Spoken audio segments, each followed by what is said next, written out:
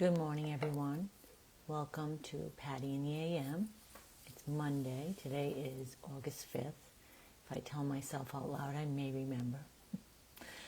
And so today I was going to read another Orin thought. I'll share some other ideas I have that go along with it. And if you want to join me today, that's wonderful. And if not, it's okay. So here we go. It is you are most affected by other people's energy when you are judgmental or critical. If you look at people, and think they ought to work harder, get their act together, these thoughts pull their negative energy into you. It says, get in touch with the gentle, loving part of you, your higher and wiser self that guides you into being more loving, and send people love and positive thoughts. That thought reminds me of, I know for myself I'm guilty of it. Like if I see somebody that maybe they drink a lot of alcohol and they act foolish or they get mean or they're just, I don't know, I feel like it makes a lot of their emotions come out maybe. I guess in our own way it probably makes all our emotions come out, but in different ways. We're all, unique to ourselves, even though we all share a part of each other. We're all connected. So my thoughts are, in sharing this idea, is it's minding your own business. And I was listening to something Denzel Washington, the actor, had said, and he had a whole list of 10 different things he wanted to share with everyone. If you want to Google it, you'll find it. I don't agree with all of them, at least the way it's spoken, but there were a few that I did agree with, and two mainly. It's like he said something, don't quote me, it said a calm mind can handle all situations. And the other one he said, when you are at peace with yourself, you mind your own business. And I thought on this and I thought, wow, this is really true. I know for myself, my life is so full, I find I really don't have time to even be observing anyone anymore. And that could be because I live in my own place, with Dallas and little Sophie, my kitty, so it's kind of hard to have any conflict when you're just living with your dog and cat. But it is finding that peace within yourself that tries to find other ways to see people, because if we judge people, we bring that into ourselves, and if we bring it into ourselves, that means we're going to have experiences around us so that we learn. It's not karma, it's just kind of learning to show us how we can see people differently. And if we focus on something differently in another, like maybe it's their charisma, the way people like to be around them, at least maybe if they're not drinking, but if we focus on those things that we do enjoy about them, we'll notice that even if they don't stop drinking, they just won't seem to be around us as much when they are drinking, or that behavior won't seem to show up as much.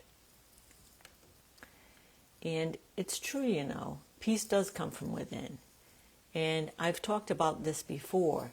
So if we're at peace within ourselves, but what is peace? That's one to really be silent and really take some time to digest, and not just 5 seconds. Really sit with yourself each morning and become stability, peace. Be the tree that is so deeply rooted in the ground that nothing really sways it, except for maybe a little wind, but it just affects its leaves. And if this wind is strong enough, it might affect its limbs and possibly break one off. But the stillness of the tree, the deeply rooted grounding of it, reminds us all that we can be as the tree. I know it's challenging. We have children, we have families, we have businesses, we have employers, we have just people around us. There's accidents, there's doctors, there's dentists. We have things that shake up our lives if we don't like the behavior of others. And what's important to us is to be stable and to really know how to handle situations. Because I'm not going to say you're not going to have situations in life. But I'm going to say the more you learn to be calm in your situations, you'll almost hear the correct answer to respond with, or hear the right action in how to approach someone, or that voice. There's a voice that speaks to us, but we have to not be speaking to hear it. If we're speaking, we're not listening. And so what I want us all to do is really think on this thought. I used a picture, and it was how the spirit evolves, the spirit that travels in the human body or in any other dimensions. At first, it's kind of a little bit, darkened, but as it becomes more peaceful, more calm, more standing on its own, meaning not involving itself in other people's business, it becomes brighter and brighter and brighter. I am always reminded when I think on things like this about judging others or speaking poorly of another, about what my mom always said. I remember, to this day, I remember it really clearly. I was complaining about something that someone was doing to me. It's probably one of my siblings, I don't know. And she said to me, she's like, to not let things bother me, because if I do, if I talk about it or even respond to it, it lowers myself to their level. It makes me as bad as them. And little thoughts like that, they still recirculate within my soul and within my heart and within my whole essence. It's like I still hear her, even though she passed 1986. It's almost 40 years ago. But I can still hear her wisdom. And that's always stayed with me. Or, I like to use the famous mathematician, because I do like math. I like science and physics and mathematics. I don't know why, I just do. I'm a numbers girl. So Blaise Pascal, he said, water seeks its own level, but it's meaning the same thing. If we speak poorly of another, we're bringing that to us. Or just like Orin had spoke of.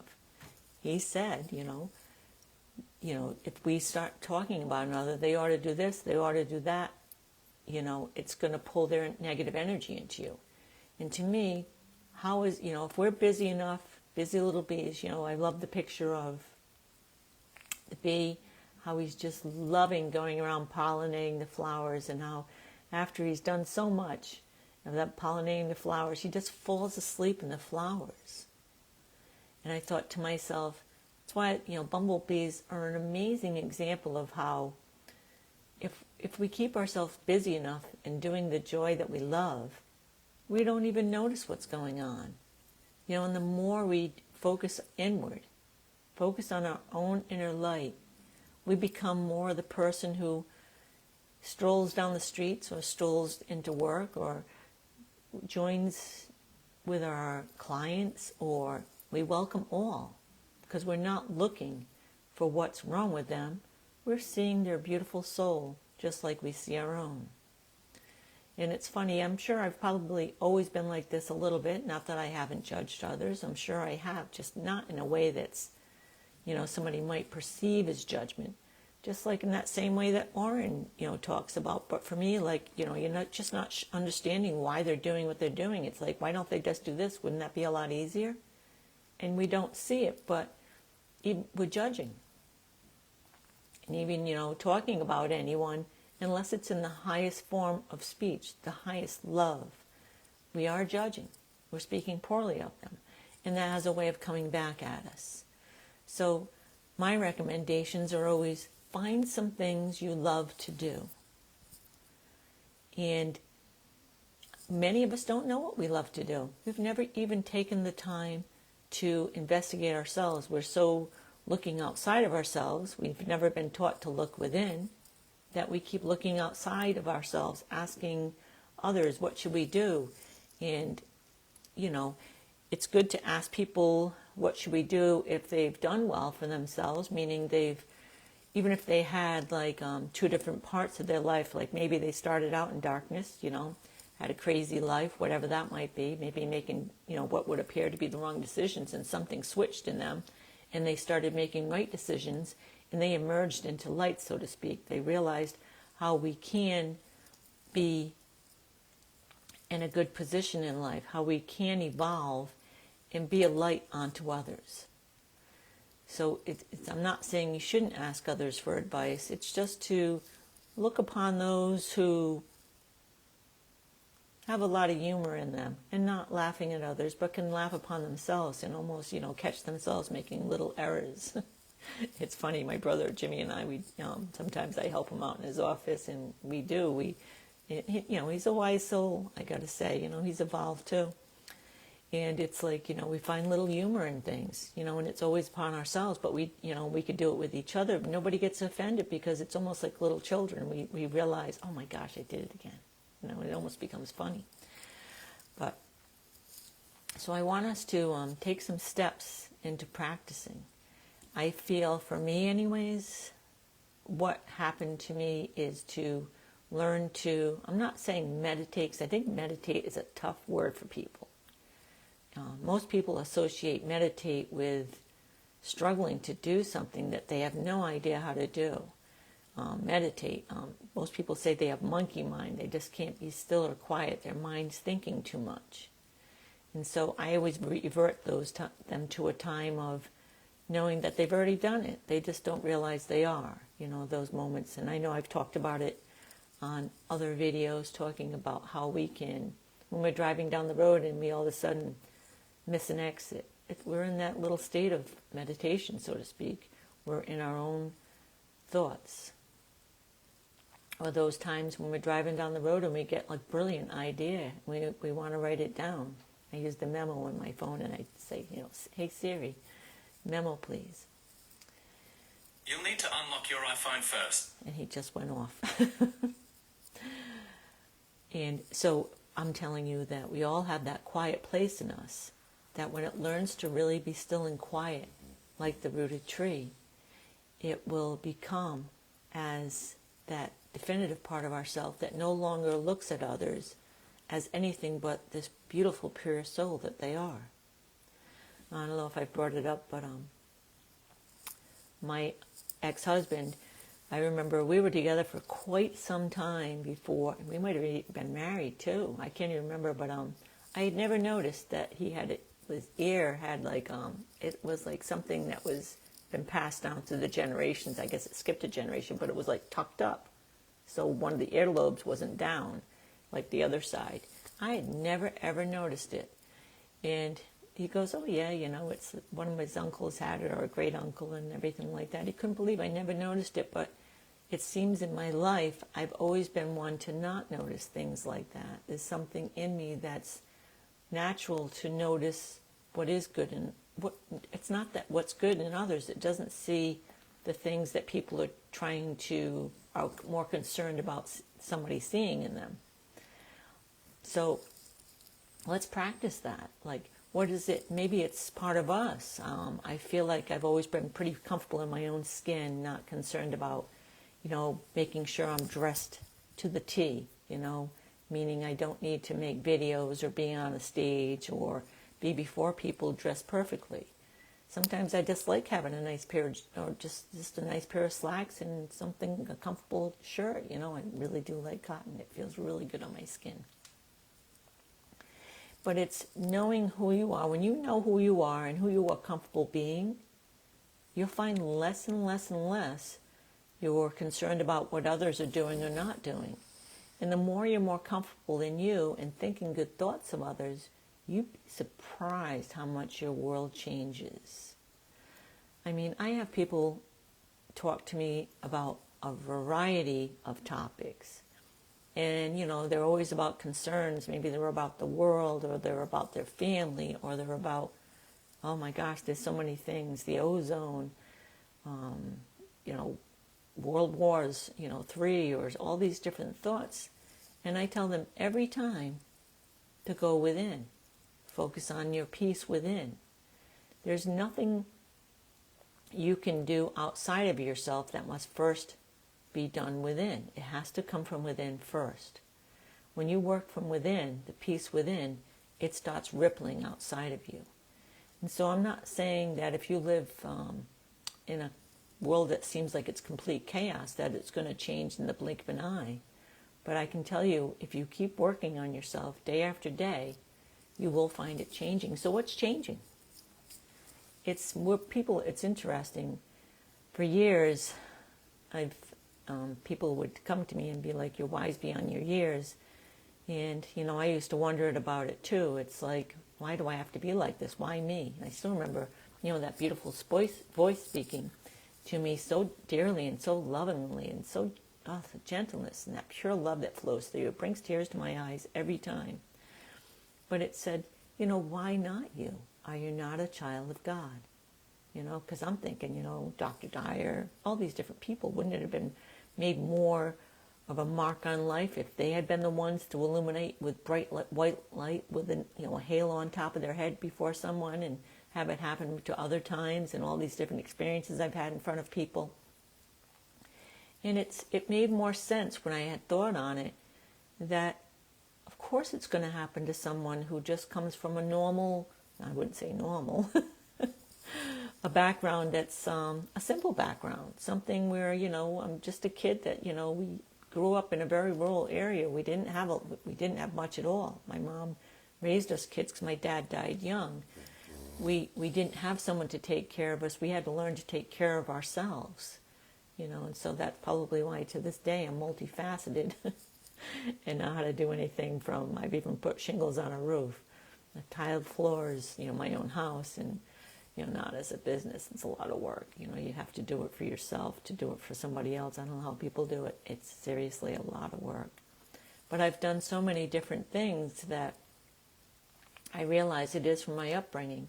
But to have me evolve in the ways that I have, it is so that I can be a voice that speaks, that's just from a place that I'm, that would show others that I'm just a human like everyone else. I'm not more or less than anyone. I'm just here being who I'm supposed to be in this life.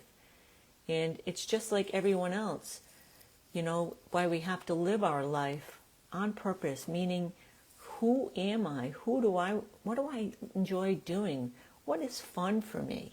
I don't care if you just enjoy listing things on eBay or on Facebook Marketplace, or if you get joy out of doing that and you just like finding things that you can resell, do that.